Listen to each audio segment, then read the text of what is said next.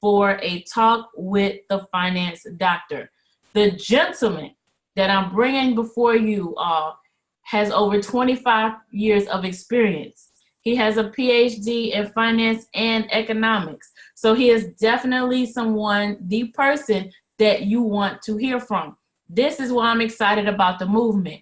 When we are collaborating and able to do these power-packed Tuesdays, so take advantage of the expertise and take advantage of the power of the unmuted mic, as he will always say. So without further ado, I want to turn this call over to my business partner, your business partner, your RX for Forex, Dr. Craig Bythewood. Dr. Bythewood, are you on the call? Yes, I am, Miss Tasha M. Dyer. Thank you very much for that introduction. I hope everyone had an enjoyable Memorial Day. It is always a great pleasure to greet this audience that has made the decision to invest in yourself, to invest in your future, to invest in others.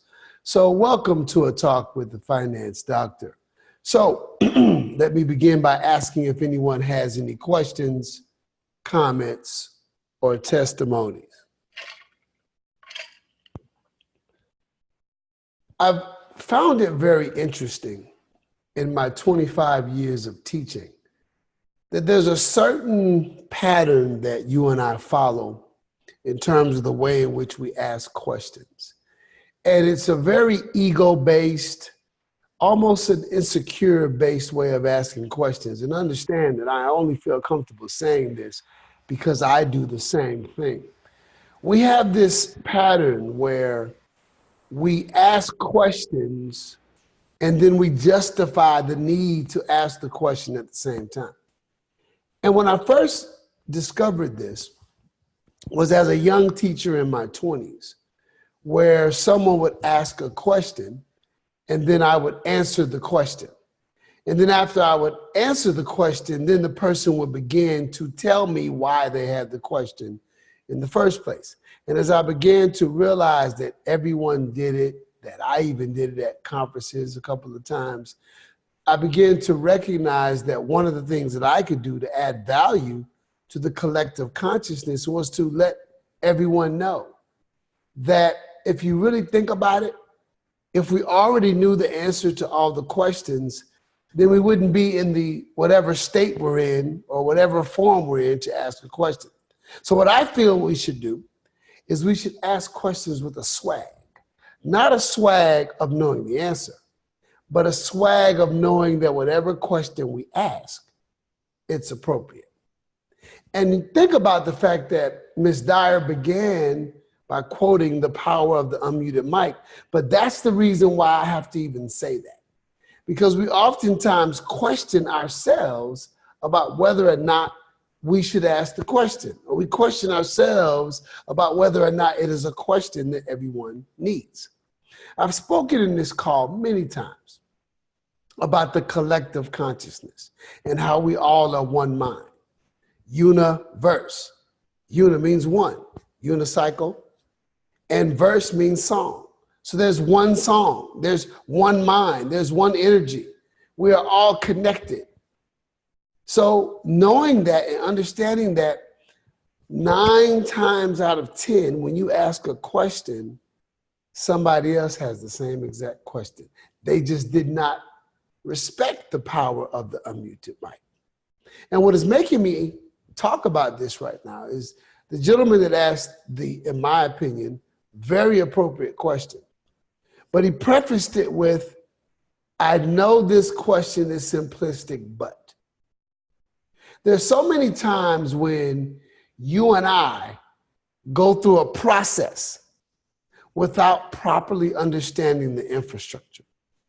And because we do that, then we put ourselves in a position where the process might not be as effective and as efficient as it should be because we didn't make sure that we understood it first. So that's a skill set. It's a skill set to understand and respect the fact of asking that preliminary or first stage question. So why would we call it simplistic? Why would we put a label on a valuable question like that we should ask? So again, this is not about that particular question asker. This is about the way in which we think. And if you think about who I am and what I do for a living, I answer questions every day. And so I see this pattern over and over and over. And even in certain scenarios, I will make this announcement up front. And I will tell people to be comfortable and encourage them to ask questions, but yet we'll still justify it. So with that in mind, I just want us to do two things. Number one, let's think about this logic and let's ask our questions with swag. Again, not knowing it, but knowing that if the question comes into our spirit, it's supposed to be asked. At that moment, you're a spokesperson for all of the muted mics. So ask your question. And second, because I'd like to add a little bit more value to the good question and the good answer that was received. So the question was, I want to make sure that I understand. I want to make sure I have clarity about the buying versus the selling. And while I was listening to that good question and listening to that great answer, I thought about a way of looking at it. As I say all the time, Bythewoodism, if you know what you're doing, you always have a job. And if you know why you're doing it, you will always be the boss. So here's a way to look at it. Weight, the scale. The scale gives us an indication of how much we are at a particular time. But the scale doesn't know what your goal is. The scale doesn't know which way you want to go. For example, I'm 52. 52 is the new 22. So I'm doing everything in my power to maintain a certain weight. And the pants that go along with this jacket, I put them on today, and they were a little bit snugger than they should have been. So guess what? I want the scale to say something smaller. So I'm going to take a couple of steps. I'm going to take some actions so that the weight will go down so that I can wear these particular set of breeches. Yes, I'm old school. I said breeches. So that I can wear those breeches more comfortably. Well, I remember being a sophomore in high school. You remember that too, Ms. Dudley? I'm a sophomore in high school, and I weighed exactly 155 pounds. The year before, when I was a freshman, I weighed exactly 135 pounds. So I wanted to get to 175 because I thought that was a good weight for me to be on the football team and play the position that I'm playing. I looked at weights of guys that were getting recruited in college as seniors, and they weighed 175. I weighed 155. So what did I do? I ate peanut butter every day. I ate bananas every day. And I went to GNC, General Nutrition Center, and I told them where I was and what my goals were. And they told me to take home this big jug called Weight Gainer. And I took it every day. The scale does not know what direction I'm going in. It just gives me the results. So if I am a 55-year-old, if I am a 52-year-old and I want to go down in weight, that's like a sell. So where I am right now, I'm going to take my profit, or I'm going to feel better about myself when it's a lower weight. But when I was a sophomore and I was 155 and I wanted to get to 175 and I was taking weight gain and eating peanut butter and bananas every day, I wanted to go up. That's a buy. So I'm not confused about buy versus sell. I'm just getting clarity about the fact that I'm moving in two different directions. The market, the currency fluctuation is just like the scale. It doesn't know which way you're going. It's just giving you the results. So the green that Ms. Dyer spoke about is giving you an indication that you're sophomore in high school and you want to go up. The red is giving you the indication that you're the 52-year-old that's still trying to play a young man's game, still trying to play flag football every Wednesday, still running sprints with your girls' basketball teams, pretending like you're young, taking glucosamine so your joints will be lubricated. I didn't have to do that when I was a sophomore in high school, so I'm going down. So I hope that gives a little bit more relevance to understanding the logic behind the buy and the sell. Buy, going up. I take my profit at a higher amount. Sell, I'm going down. I'm taking my profit at a lower amount. So I hope that helps. But again, my answer is minor compared to my point, which is ask your questions with swag. There's no need of putting a justifiable label on your question. Just ask it. I know it's simplistic, but I know that's a great question that blessed some of the muted mics. So ask it. Questions, comments, testimonies from anyone about anything? Yes, Dr. B, I have a question. This is Sharon. Sharon. Hi, is there a limit to claiming traveling and lodging expenses to and from events as a business expense? What a great question. So I like to look at the big picture. And the big picture is about understanding why I can do what you just asked me about. Why can I deduct the limit? And we understand that. You know what it does? It makes our shoulders go down. The federal government is judged by the economy. If you think about it, if you look back in history, when the economy sucks, then people are mad at the government. When the economy is good, then people tolerate the government. So because the government knows that they are judged by the economy, they have a position where they want us to buy things. They want us to be aggressive. They want us to have businesses. They want us to buy big ticket items. So I'm telling you that because the rule that you're asking about is important, but what's even more important is the logic behind the rule, and then I can see the answers to some of the questions you haven't asked yet. So in general, anytime we have a business expense that is deductible, if the government puts a limit on it, guess what they're doing? They're limiting their ability to get you to do what they want you to do so that their economy grows the way they want it to grow. So in general, Sharon, they don't put limits on anything that's going to benefit them. The government is always about incentivizing you to do what they want you to do anyway. My daughter is graduating on Thursday. Of course, I've been talking about it like I'm a proud dad that might cry on Thursday. But the bottom line is she has to hand in some community service hours tomorrow. And so as I'm putting in this community service hours, I'm looking at all of the different things that she's done. She's feeding the homeless, or cleaning up the beach, or helping individuals that are getting metropolitan ministries type things. And these are all things that if it's money-wise, if you give them money, it's deductible. Why is it deductible? It's deductible because every time you and I do it, that's one less government program that they have to create. So I'm literally incentivizing you to do my work. So I said all that to say this, Ms. Edgecombe.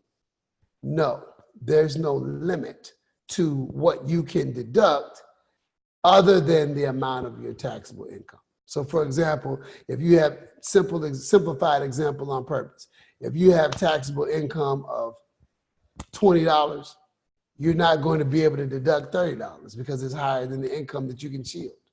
So the only limit is based on what you make, not on what the government allows you to do. They want you to deduct. They want you to take the type of action that is deductible. So no limit. Now you understand why. Great question. Any other questions? First of all, Sharon, does that answer your question? Yes, sir. Thank you. And I do have another question. Yes, ma'am. What are the parameters that one must follow in order to legitimately classify a vacation as a business trip? So, since I want to make everything about my daughters, let's be consistent. My daughters are teenagers. They're 17, 15, and 14. When they were young, when they were very young, I was aggressive about disciplining them. Nobody can call anybody on me now. I would spank them. I would take away different things that I knew they liked. I would specifically look at what each one liked the best, and those are the things I would take away to get them to behave the way I wanted to behave. But around 6, 7, 8, I stopped. Never put a hand on them. Still took things away, but I didn't do the physical punishment anymore. But what I did do, Sharon Edgecombe, was I would threaten them. So the threat that daddy might take action is what makes them do the right thing. So when I'm not around at school, when I'm not around at summer camp, just the fact that if dad finds out and he takes action, it makes them do the right thing, because it takes too much energy for me to watch everything they're doing. So instead, the threat of what I might do is enough for them to behave. That is exactly what the federal government does. They don't have the time and the money and the resources and the people to watch you. So what they do is they tell you that they might audit you. And when you get audited, it's like getting spanking. The government is giving you a spanking. And they put so much fear into us in terms of what will happen if we get spanked by the government. Things like we'll go back to whenever you did the deed, and we'll charge you daily interest like we talked about last week. So these are all things that they do to make sure that you do the right thing. So at this point, there's no checks. They don't check to see what you do. They don't look. They don't say, hey, give me details. Hey, show me what you're doing. Instead, they use the threat of audit to keep you in line. So what that means is technically, Sharon Edgecombe, the government does not see anything that you do. However, we talk about all the time the collective consciousness and the energy that we walk in. And there's a book I read sometime that intimates that what is done in the dark always comes to light. So this is not about parameters and rules. It's about making sure that we do the right thing, that we're accurate, that we keep a guide. I'll tell you what I do. I used to teach Sunday school. And anytime you drive to a volunteer scenario, you can deduct the miles.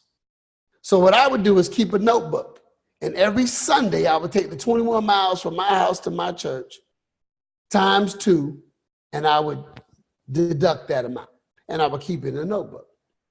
And then on Wednesday nights during Bible study, I started having meetings for the individuals that taught for me and a couple of those scholarship meetings that I worked with. Now, when I didn't have the meeting, I didn't deduct. But if I had the meeting, I deducted. And so this is a notebook I kept for years. Guess how many people, or guess how many times I showed it to the government? None. But I know that the energy of doing the right thing and putting myself in a position where if the government wanted to spank me, I say, here you go. Here's my notebook. That is what's literally allowed me, or allowed them never to ask for the notebook. So that's how you want to look at it. If they ask the question, would I be able to say, yes, this is what I'm doing, and here's my record book. But again, just like me not having to spank my girls anymore, they're not going to spank you. Just the threat of spanking you is supposed to keep you in line. Does that answer your question, Sharon Edgecombe? Yes, sir. And one more question, please. There's a 2-question limit. Okay, next person, please. I'm joking. I'm joking. Thank you, Sharon. This is what you're supposed to do. Ask your questions. So What if I don't, or I don't trust myself with setting aside, say, 10% of savings, and I don't touch it? If I have access to my money, I spend my money. Is there any other platform or way to like protect me from me if I want to save my money? So I have a group of clients that I life coach. And I take them through an 8-week session where I train them how to train their brain. And some of those scenarios I talk about in this call, but probably not as in much detail as I should. And our brain responds to two things. Our brain responds to the words that we use, and it responds to the pictures that we put in our mind. And I'm being led to do an exercise right now, and I really want everybody to participate. Obviously, I don't see you, but I'd like for you to participate because this is a very powerful indicator which will help you to trust what I'm about to say to Sharon Edgecombe. So I would like, don't do it yet. I want to explain it to you so that you can get this correct. When I ask you to, I want each and every person that can hear my voice to take your arm, and I want you to go back as far as you can. And once you take your arm back as far as you can, I want you to look and find something to measure it against. Like, for example, I'm right next to the edge of these blinds right here. And look, I happen to have a back where it won't go anymore. I want you to put yourself in a position where there's nothing that's going to inhibit you from going back as far as you can. So when I tell you, I simply want you to take your arm, go back as far as you can, and then I want you to look at where you are. So let's do it right now. Take your arm, go back as far as you can, and just keep it there. Don't move it. Hold it right there. Now take that arm that you have not moved and look, measure it, see where it is. Identify exactly where your arm is right now before you move it. So it's at this point in the wall, it's next to this lamp, it's right on. Just be very clear about where that arm is. Okay, now take your arm up, take a deep breath. Now again, I want you to participate. If you participate in this, I promise you'll leave different. Repeat after me. My arm will go back 1/3 further. Repeat after me. My arm will go back 1/3 further. My arm will go back 1/3 further. Take a deep breath.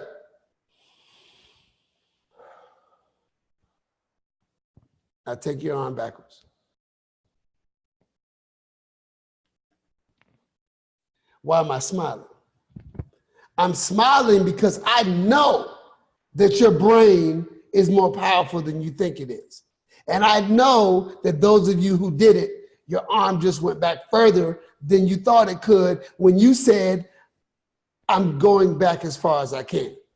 So I want you to look at, I talked about having a swag with your questions. Look at how swagalicious my face was because I knew what was going to happen.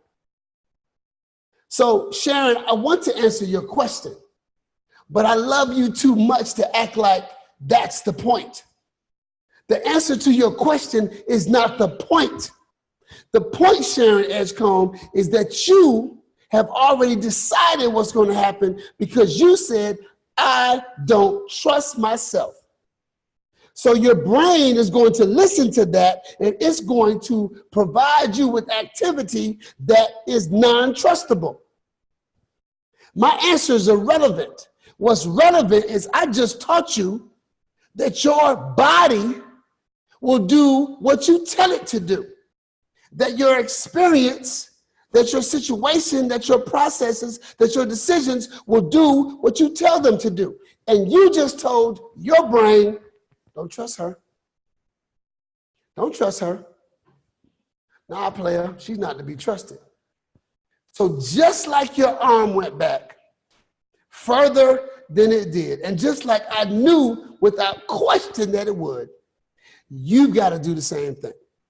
So rather than let me give you a strategy on how to get around your non-trustable, all you got to do is flip the script on yourself and trust yourself. Drop the mic. Trust yourself, Sharon Edgecombe. Because when you trust yourself, your brain will send the message to every other part of you, do stuff that's trustworthy. And then you'll notice that you will begin to do those things that you want. Here's another tenet that comes from this 8-week class that I do. And that is that if you think back to when we used to be in tribes and we used to all live outside and we used to, before there was civilization, we became comfortable with the familiar. This path, we know what animals are on this path. It's light outside. I can see what's going on. Because back then, if you were to do something that was unfamiliar, that could be jeopardizing your safety, and you could be killed. So the human brain over time has evolved to being comfortable with the familiar. We're comfortable with what's familiar. So it doesn't really matter what's right or wrong, it's about what's familiar. Am I the only one here that if you look back at some of your relationships, you attracted the same type of person? Am I the only person here that attracted somebody like one of their parents? It's familiar. We gravitate to what is familiar. So right now, Sharon Edgecombe, it's familiar for you to think that you won't be trusted.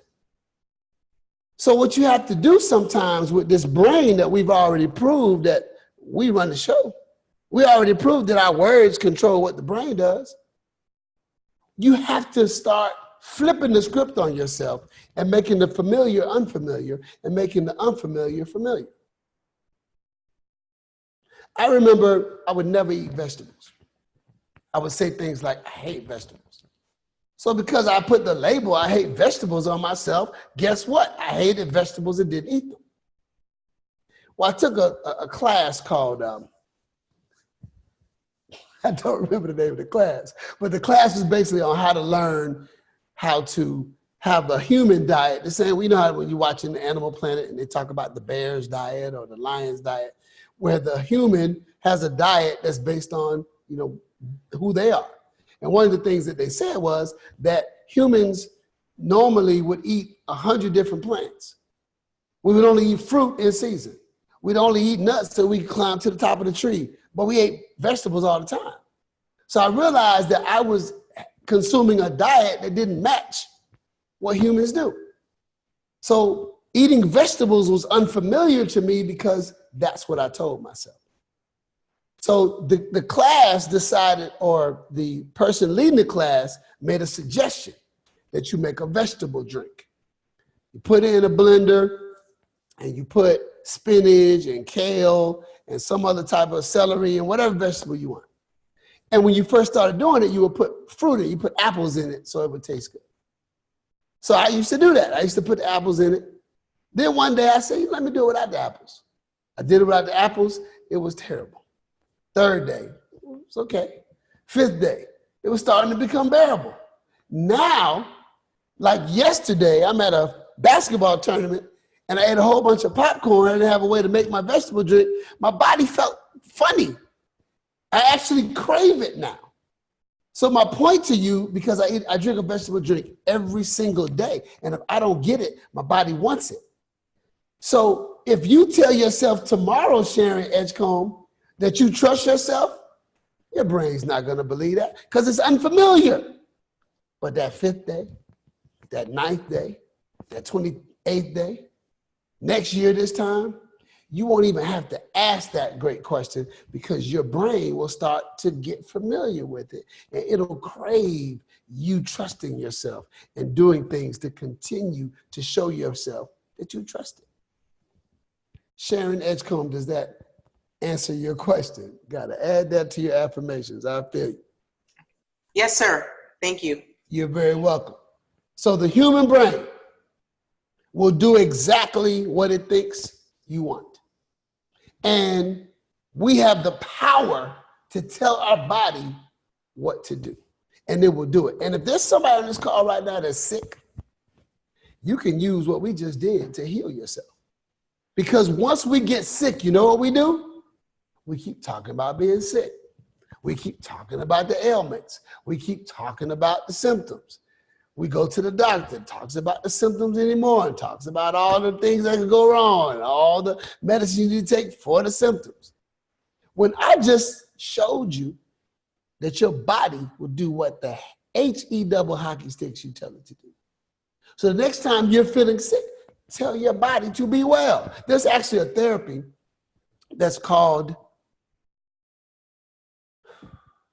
something cell therapy. Command cell therapy, where you tell your cells what to do. And listen, why would anybody in this call doubt that? You just did it. You just proved it. So I know you thought this was about taxes and saving money, but this is about something bigger. This is about the fact that we're coming together as a collective consciousness and we're learning how to make our lives better. And if we could teach every one of those million families how to train your brain to ask the right questions, 1 million families, to ask the right question and to do the right thing and to train your brain to say, I will understand the market. I will learn in the academy. I will understand market structures. I will master the harmonic scatter. When we start talking like that to ourselves, we will listen. We just proved it. We just proved it. Thank you, Stacey Spencer, for saying that. Questions, comments, testimonies?